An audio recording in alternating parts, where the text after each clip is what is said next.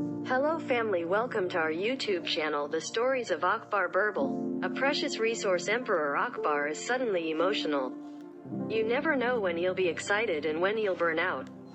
Many times, he laughs without getting angry at jokes that are meant to make fun of him. But sometimes even some mundane tidbits make him angry. Everyone in the Durbar was aware of Akbar's frequent mood swings. Akbar's Begum also knew this. But Begum doesn't care and teases him many times. It was because of the experience that the emperor would soon soften up to her, even though he was sometimes angered by her sarcasm. One evening, Akbar and Begum were sitting side by side in the temple. The scent of jasmine wafted through the window breeze. Akbar was enjoying it very much. Then Begum felt like teasing him. "What, does the scent of jasmine seduce you? What is it about jasmine that I don't have?" She bit her lip. "Yes, the scent of jasmine enchants me.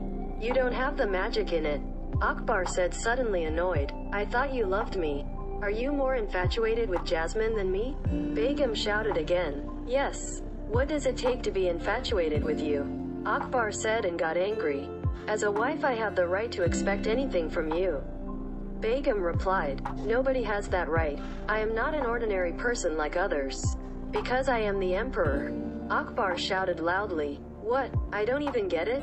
What ordinary girl am I?" Begum said. Her eyes turned frosty as she realized that Akbar had become angry at her sarcasm. "It is almost time for you to lose that position." Akbar threw a bomb at him, and Begum started crying.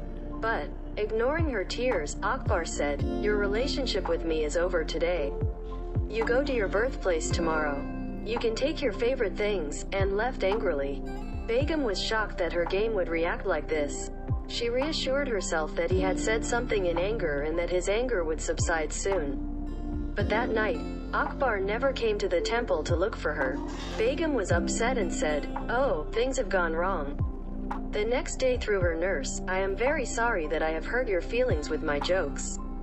Please forgive me," she wrote and sent. But Akbar said, "Tell me to leave tomorrow with your bag and bedding." He replied mercilessly. Hearing that, Begum was struck by thunder and was at a loss as to how to pacify her husband, who was extremely angry. At last she remembered Birbal and called him immediately.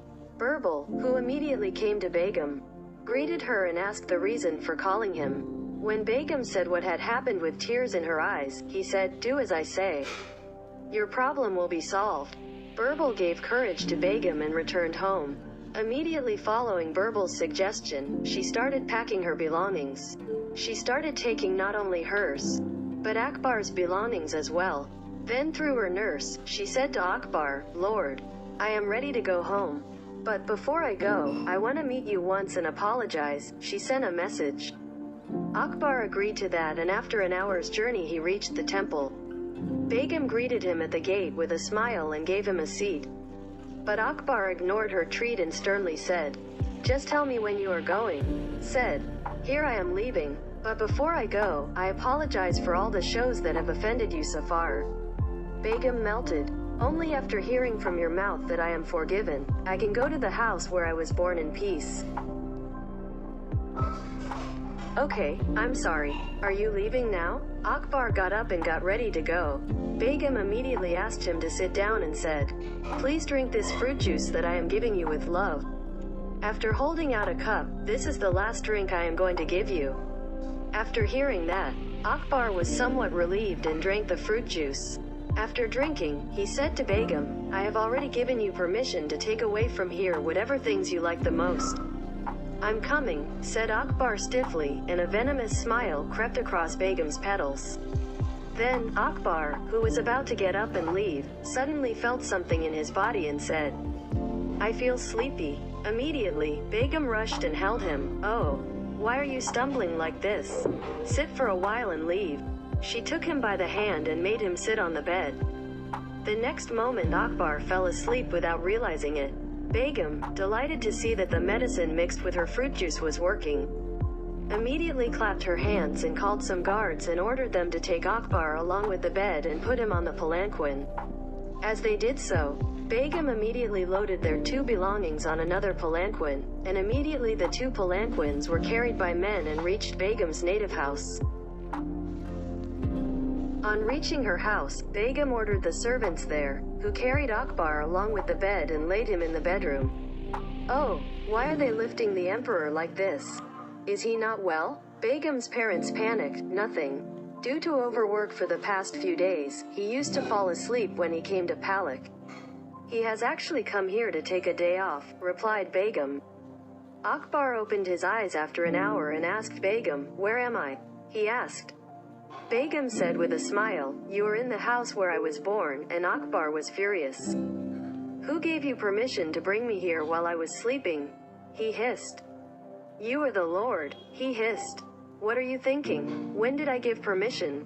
Akbar asked, and Begum said, "You are the one who gave permission to take whatever you like from here. You are my favorite thing in the world.